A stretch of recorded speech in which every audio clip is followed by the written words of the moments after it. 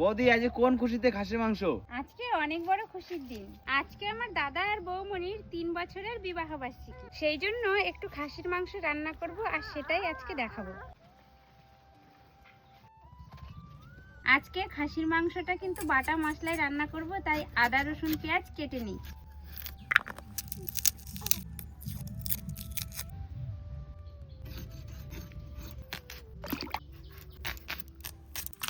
দু কেজি মাংস রান্না করব, তাই প্রায় 300 গ্রাম পেঁয়াজ নিয়ে নিয়েছি।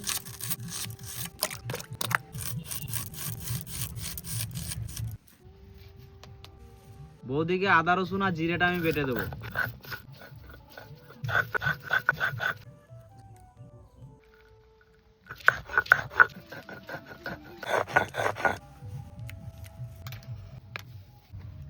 আজকের মাংসটা একটু অন্যভাবে রান্না করব, তাই সবার প্রথমে কড়াইতে দিয়ে দিচ্ছি জল। এবার জলের মধ্যে দিয়ে দিচ্ছি দারচিনি, বড় এলাচ, ছোট এলাচ, লবঙ্গ, গোলমরিচ, জয়িত্রী আর স্টার ফুল, লবণ, লঙ্কার গুঁড়ি।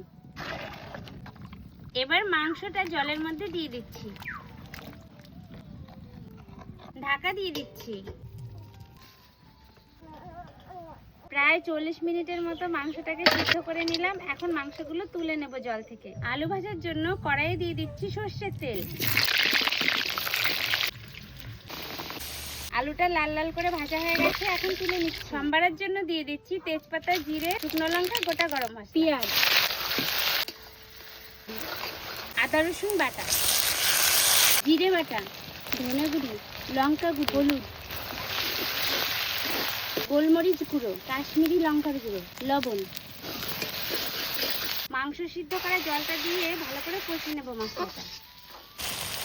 মশলাটা কষে গেছে, এখন মাংসগুলো দিয়ে দেবো। 1 চামচ ড্রাই ইস্ট। মাংসটা প্রায় কষে গেছে, এখন দিয়ে দেবো টক দই, আলু,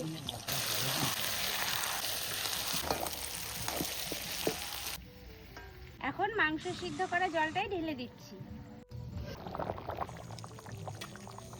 মাংসটা হয়ে গেছে, গরম মশলা দিয়ে নামিয়ে নিচ্ছি।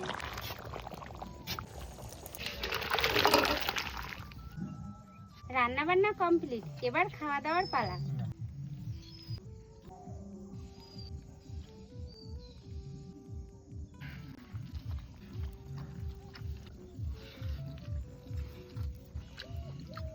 মাংস দেখো গলে একদম হাত থেকে ধরার আগে ছেড়ে যাচ্ছে। এই দেখো